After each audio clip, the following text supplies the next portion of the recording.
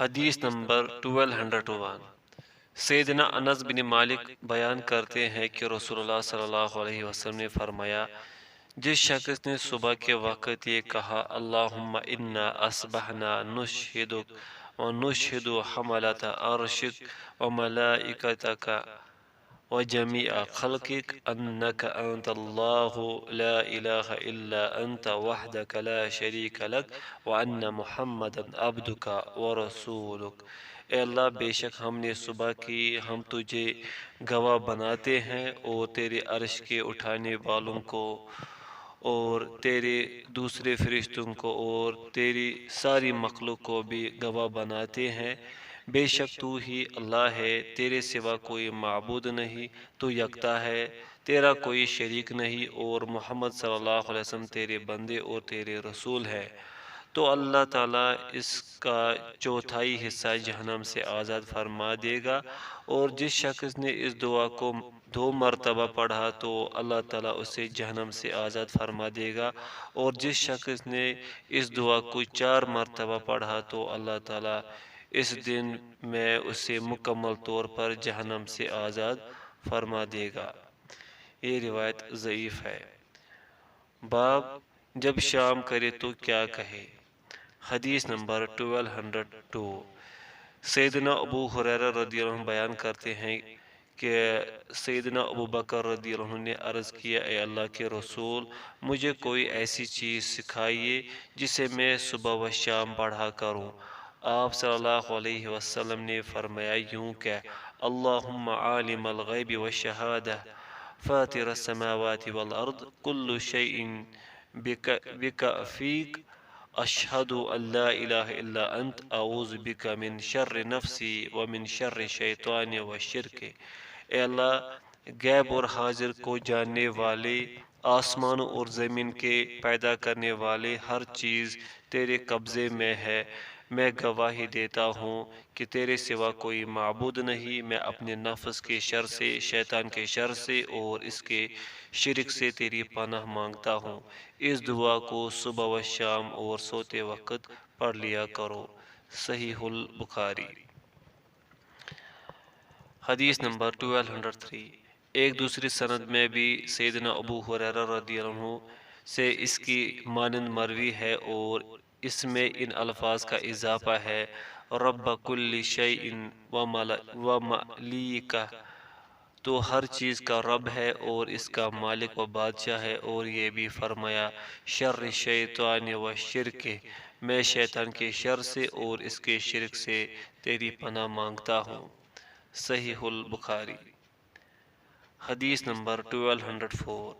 جناب ابو راشد حبرانی رحمہ اللہ کہتے ہیں کہ میں سیدنا عبداللہ بن عمر رضی اللہ عنہما کی خدمت میں آیا اور عرض کیا، آپ ہمیں کوئی ایسی حدیث بیان کرے جسے آپ نے رسول اللہ صلی اللہ علیہ وسلم سے سنا ہو۔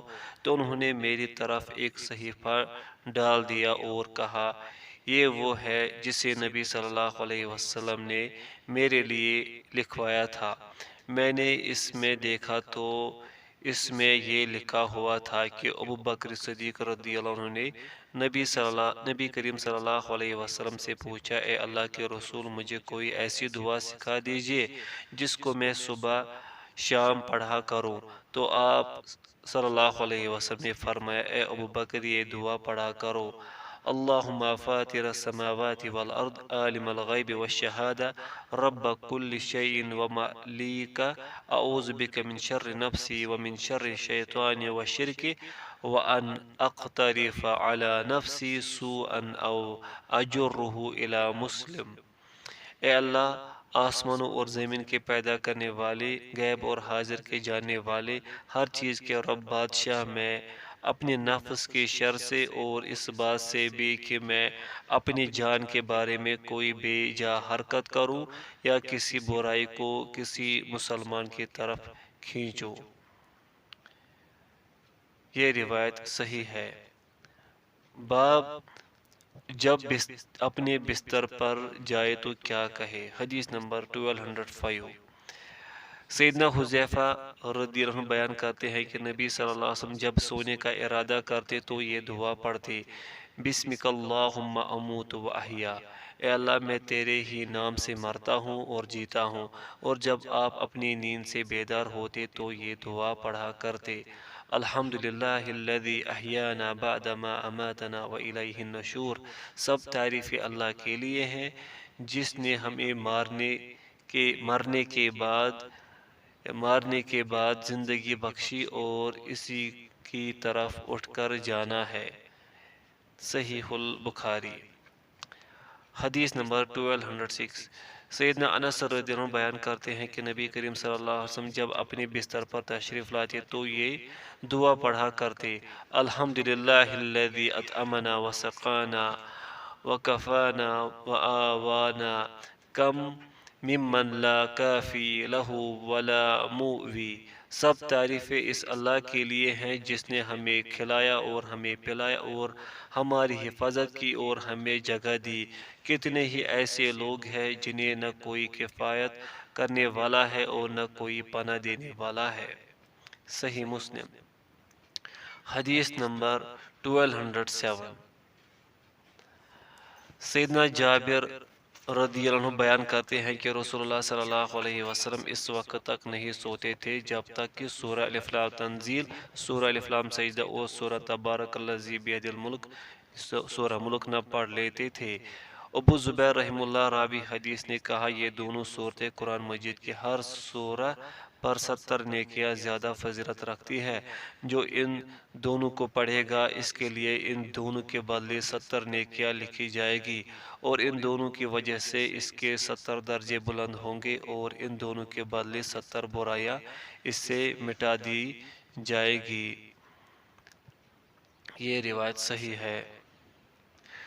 حدیث نمبر 1208، سیدنا عبداللہ رضی اللہ عنہ فرماتے ہیں، ذکر کے وقت نیند کا آنا شیطان کی طرف سے ہے، اگر تم چاہو تو تجربہ کر لو۔ جب تم میں سے کوئی اپنے بستر پر آئے اور سونے کا ارادہ کرے تو اسے چاہیے کہ اللہ عز و جل کا ذکر کرے۔ یہ روایت صحیح ہے۔ حدیث نمبر 1209، سیدنا جابر رضی اللہ عنہ بیان کرتے ہیں کہ نبی کریم صلی اللہ علیہ وسلم اس وقت تک نہ سوتے تھے جب تک سورہ تبارک الذی اور الف لام تنزیل، سورہ الف لام سجدہ نہ پڑھ لیتے۔ یہ روایت صحیح ہے۔ حدیث نمبر 1210، سیدنا ابو ہریرہ رضی اللہ عنہ بیان کرتے ہیں کہ رسول اللہ صلی اللہ علیہ وسلم نے فرمایا، جب تم میں سے کوئی اپنی خوابگاہ پر آئے تو اس کو چاہیے کہ اپنی لنگی کے پلو سے اپنے بستر کو جاڑ لے، کیونکہ وہ نہیں جانتا کہ اس کے پیچھے اس کے بستر پر کوئی چیز آ گئی ہو۔ پھر اس کو چاہیے کہ اپنی دائیں کروٹ پر لیٹ جائے اور یہ دعا پڑھے، بسمک وضعت جنبی فإن اجتبست نفسی فارحمها وإن أرسلتها فاحفظها بما تحفظ به الصالحین، تیرے ہی نام کے ساتھ میں نے اپنا پہلو رکھا ہے، پس اگر تو میری جان کو روک لے تو اس پر رحم فرما، اور اگر میری جان کو چھوڑ دے تو اس کی حفاظت فرما، جس طرح تو نیک لوگوں کی حفاظت فرماتا ہے۔ یا آپ صلی اللہ علیہ وسلم نے فرمایا، عبادک الصالحین، اپنے نیک بندوں کی۔ یہ صحیح البخاری و صحیح مسلم۔ حدیث نمبر 1211، سیدنا برا بن عازب رضی اللہ عنہ بیان کرتے ہیں کہ نبی صلی اللہ علیہ وسلم جب اپنے بستر پر تشریف لاتے تو اپنی دائیں کروٹ پر لیٹ جاتے، پھر یہ دعا پڑھتے، اللہم وجہت وجہی الیک واسلمت نفسی الیک وفوضت امری الیک والجأت ظہری الیک رحبة ورغبة إليك لا منجا ولا ملجأ منك إلا إليك آمنت بكتابك الذي أنزلت ونبيك الذي أرسلت۔ اے اللہ، میں نے اپنا چہرہ تیری طرف متوجہ کیا اور اپنی جان کو تیرا فرما بردار کیا اور اپنا معاملہ تیرے سپرد کر دیا اور اپنی کمر تیری پناہ میں دی، تجھ سے ڈرتے ہوئے اور تیری طرف رغبت کرتے ہوئے، تیرے علاوہ نہ کوئی جائے نجات ہے اور نہ کوئی جائے پناہ۔ میں تیری کتاب پر ایمان لایا جو تو نے نازل فرمائی ہے، اور تیرے نبی صلی اللہ علیہ وسلم پر ایمان لایا جسے تو نے مبعوث فرمایا۔ آپ صلی اللہ علیہ وسلم نے فرمایا، جو ان کلمات کو رات کے وقت کہے پھر فوت ہو جائے تو دین فطرت پر ہوگا۔ صحیح البخاری و صحیح مسلم۔ حدیث نمبر 1212۔ سیدنا ابو ہریرہ رضی اللہ عنہ بیان کرتے ہیں کہ رسول اللہ صلی اللہ علیہ وسلم جب اپنے بستر پر تشریف لاتے تو یہ دعا پڑھا کرتے تھے: اللہم رب السماوات والارض ورب کل شیء فالق الحب والنوى منزل التوراة والانجیل والقرآن اعوذ بک من شر کل ذی شر انت آخذ بناصیته انت الاول فلیس قبلک شیء وأنت الآخر فليس بعدك شيء وأنت الظاهر فليس فوقك شيء وأنت الباطن فليس دونك شيء اقض عني الدين وأغنني من الفقر۔ اے اللہ، آسمانوں اور زمین کے رب اور ہر چیز کے رب، دانے اور گٹھلی کو پھاڑنے والے، تورات، انجیل اور قرآن کو نازل کرنے والے، میں ہر شر والی چیز کے شر سے تیری پناہ چاہتا ہوں جس کی تو پیشانی پکڑے ہوئے ہے۔ تو ہی اول ہے، تجھ سے پہلے کوئی چیز نہیں، اور تو ہی آخر ہے، تیرے بعد کوئی چیز نہیں، اور تو ہی ظاہر ہے، تیرے اوپر کوئی چیز نہیں، اور تو ہی باطن ہے، تیرے سوا کوئی چیز نہیں۔ تو میرا قرضہ ادا کر دے اور مجھے محتاجی سے بے نیاز کر دے۔ صحیح مسلم۔ حدیث نمبر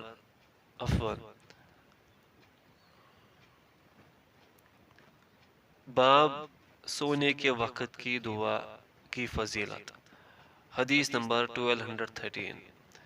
سیدنا برا بن عازب رضی اللہ عنہ بیان کرتے ہیں کہ رسول اللہ صلی اللہ علیہ وسلم جب اپنے بستر پر تشریف لاتے تو اپنی داہنی کروٹ پر لیٹ جاتے، پھر یہ دعا فرماتے: اللہم اسلمت نفسی الیک ووجہت وجہی الیک وفوضت امری الیک والجأت ظہری الیک رغبتا ورحبتا الیک لا منجا ولا ملجأ منک الا الیک آمنت بکتابک الذی انزلت ونبیک الذی ارسلت۔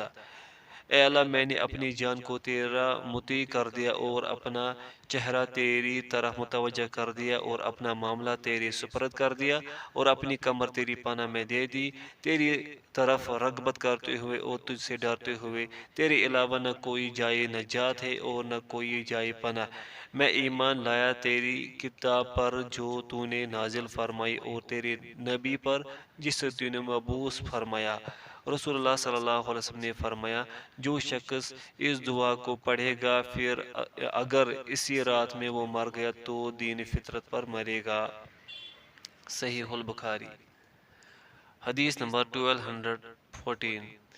سیدنا جابر رضی اللہ عنہ فرماتے ہیں، جب کوئی شخص اپنے گھر میں یا اپنے بستر کی طرف آتا ہے تو ایک فرشتہ اور ایک شیطان اس کی طرف بڑھتا ہے۔ فرشتہ کہتا ہے بھلائی پر خاتمہ کر، اور شیطان کہتا ہے برائی پر خاتمہ کر۔ پھر اگر اس نے اللہ تعالیٰ کی حمد بیان کی اور اس کا ذکر کیا تو وہ فرشتہ اس شیطان کو بھگا دیتا ہے، اور وہ شخص اس حال میں رات گزارتا ہے کہ فرشتہ اس کی ساری رات حفاظت کرتا ہے۔ جب یہ شخص نیند سے بیدار ہوتا ہے تو فرشتہ اور شیطان دونوں اس کی طرف بڑھتے ہیں اور دونوں اسی طرح کہتے ہیں۔ پھر اگر اس شخص نے اللہ کا ذکر کیا تو اور یہ دعا پڑھ لی: الحمدللہ الذی یمسک السماوات والارض ان تزولا ولئن زالتا ان امسکہما من احد من بعده انه كان حلیما غفورا الحمدللہ الذی یمسک السماء ان تقع علی الارض الا باذنہ ان اللہ بالناس لرؤوف الرحیم۔ سب تعریف اللہ کے لیے ہیں جس نے میری جان میری موت کے بعد لوٹا دیا اور اسے اس کی نیند میں موت نہ دی۔ سب تعریف اللہ کے لیے ہے جو آسمان اور زمین کو تھامے رکھتا ہے کہ وہ اپنی جگہ سے ہٹ نہ جائے، اور اگر وہ ہٹ جائے تو اس کے بعد کوئی ان دونوں کو نہیں تھامے گا۔ بلا شبہ وہ رحم والا اور بخشنے والا ہے۔ سب تعریفیں اس اللہ کے لیے ہیں جو آسمان کو تھامے رکھتا ہے کہ زمین پر گر نہ پڑے مگر اس کی اجازت کے ساتھ۔ بے شک اللہ لوگوں پر بڑی شفقت والا اور رحمت والا ہے۔ پھر اگر وہ اسی رات میں مر گیا تو وہ شہید کی موت مرے گا، اور اگر اس نے اٹھ کر نماز تہجد پڑھ لی تو بڑی فضیلتوں والی نماز پڑھ لی۔ یہ روایت ضعیف ہے۔ باب اپنے دائیں رخسار کے نیچے ہاتھ رکھے۔ حدیث نمبر 1215 سیدنا برا رضی اللہ عنہ بیان کرتے ہیں کہ نبی کریم صلی اللہ علیہ وسلم جب سونے کا ارادہ فرماتے تو اپنے دائیں رخسار کے نیچے اپنا ہاتھ رکھتے اور یہ دعا پڑھتے: اللہم قنی عذابک یوم تبعث عبادک، اے اللہ مجھے اس دن اپنے عذاب سے بچا جس دن تو اپنے بندوں کو اٹھائے گا۔ یہ روایت صحیح ہے۔ دوسری سند سے بھی سیدنا برا رضی اللہ عنہ سے اسی طرح کی روایت مروی ہے۔ باب سابقہ باب کی مزید وضاحت۔ سیدنا عبداللہ بن عمر رضی اللہ عنہما بیان کرتے ہیں کہ نبی صلی اللہ علیہ وسلم نے فرمایا: دو چیزیں ایسی ہیں کہ جو مسلمان اس کی پابندی کرے گا تو وہ جنت میں داخل ہوگا، اور وہ دنوں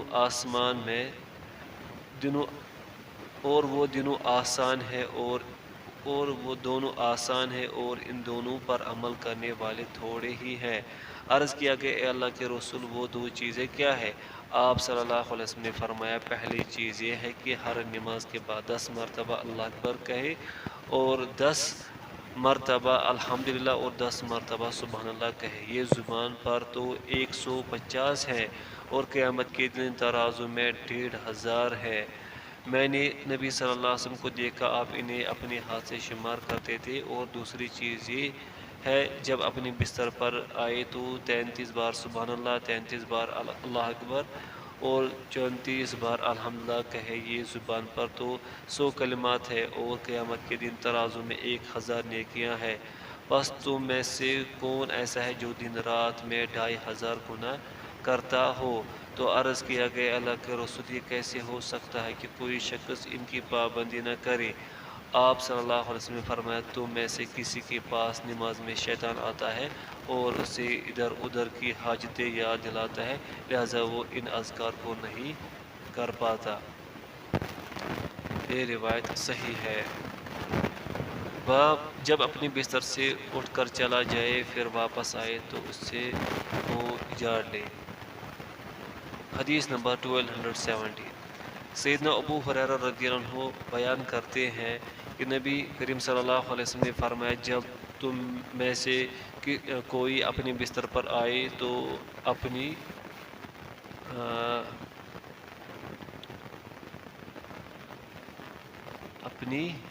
یہاں پر مسپرنٹ ہے کہ اندرونی حصے سے اپنے بستر کو جھاڑے اور اللہ کا نام لے، کیونکہ وہ نہیں جانتا کہ اس کے پیچھے اس کے بستر پر کوئی چیز آ گئی ہو۔ پھر جب لیٹنے کا ارادہ کرے تو اسے چاہے کہ اپنی داہنی کروٹ پر لیٹے اور یہ دعا پڑھے: سبحانک ربی بک وضعت جنبی وبک ارفعہ ان امسکت نفسی فاغفر لها وان ارسلتها فاحفظها بما تحفظ به عبادک الصالحین۔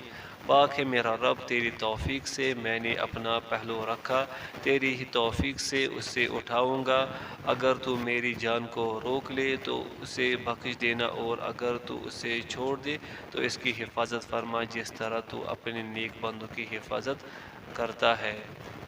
صحیح البخاری و صحیح مسلم۔ باب جب رات کو بیدار ہو تو کیا کہے۔ حدیث نمبر 1218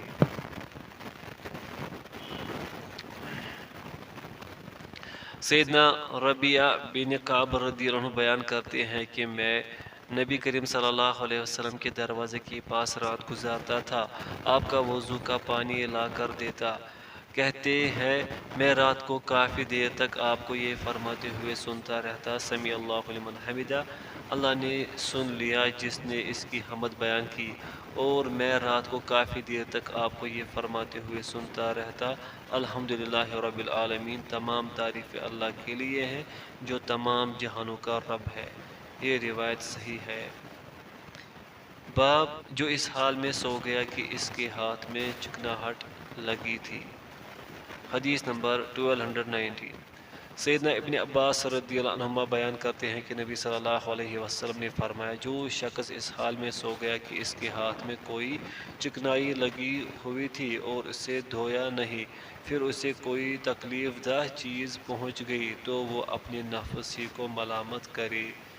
یہ روایت صحیح ہے۔ حدیث نمبر 1220۔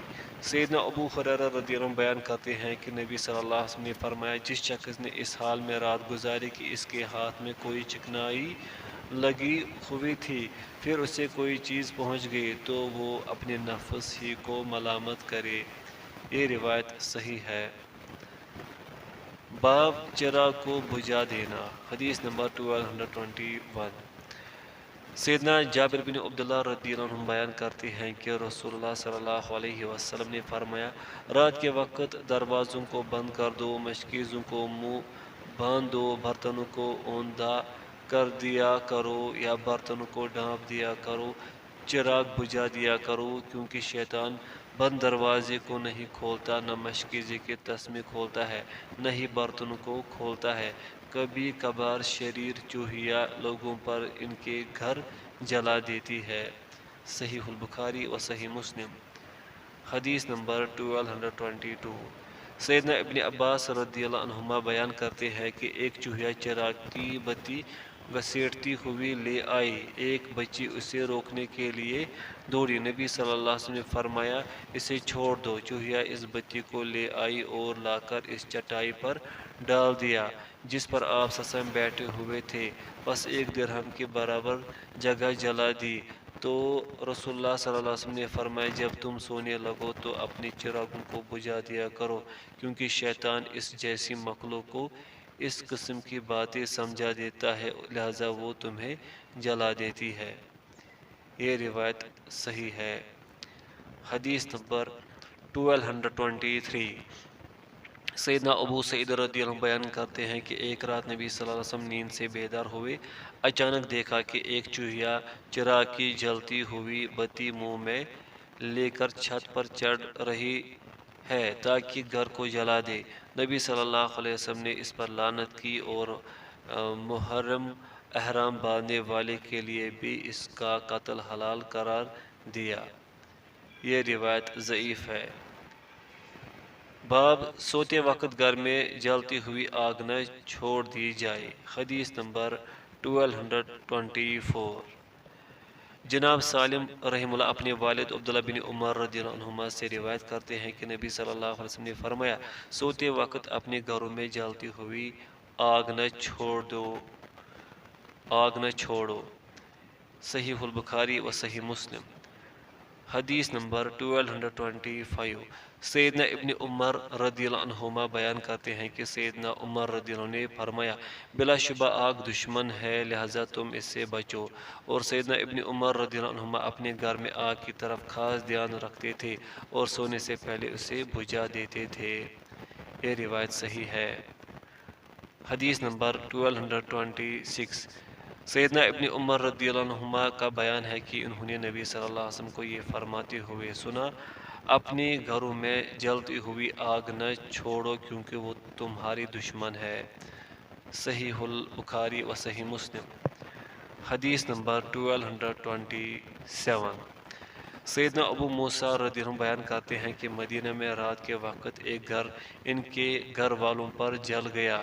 نبی صلی اللہ علیہ وسلم سے واقعہ بیان کیا گیا تو آپ صلی اللہ علیہ وسلم نے فرمایا، بلا شبہ آگ تمہاری دشمن ہے، لہذا جب تم سونے لگو تو اسے اپنے پاس سے بجھا دیا کرو۔ صحیح البخاری و صحیح مسلم۔ باب بارش سے برکت حاصل کرنا۔ حدیث نمبر 1228 جناب ابن ابی ملیکہ رحم اللہ بیان کرتے ہیں کہ سیدنا ابن عباس رضی اللہ عنہما جب آسمان سے بارش برستی تو فرماتے اے بچی میری زین نکالو، میری کپڑے نکالو، اور یہ آیت تلاوت کرتے تھے وَنَزَّلْنَا مِنَ السَّمَاءِ مَاءً مُبَارَكًا، ہم نے آسمان سے بابرکت پانی اتارا۔ یہ روایت صحیح ہے۔ باب گھر میں کوڑا لٹکانا۔ حدیث نمبر 1229 سیدنا ابن عباس رضی اللہ عنہما بیان کرتے ہیں کہ نبی صلی اللہ علیہ وسلم نے گھر میں کوڑا درہ لٹکانے کا حکم فرمایا۔ یہ روایت صحیح ہے۔ باب رات کے وقت دروازہ بند کر دینا۔ حدیث نمبر 1230 سیدنا جابر بن عبداللہ رضی اللہ عنہما بیان کرتے ہیں کہ رسول اللہ صلی اللہ علیہ وسلم نے فرمایا رات کے ابتدائی حصے کے جانے کے بعد قصہ گوئی سے بچو، بلا شبہ تم میں سے کوئی بھی اللہ کی اس مخلوق کو نہیں جانتا جسے وہ اس وقت پھیلا دیتا ہے۔ دروازے بند کر لیا کرو اور مشکیزوں کے منہ باندھ دیا کرو اور برتنوں کو اوندا کر دیا کرو اور چراغوں کو بجھا دیا کرو۔ صحیح مسلم۔ باب شام ہوتے ہی بچوں کو اپنے پاس بلا لینا۔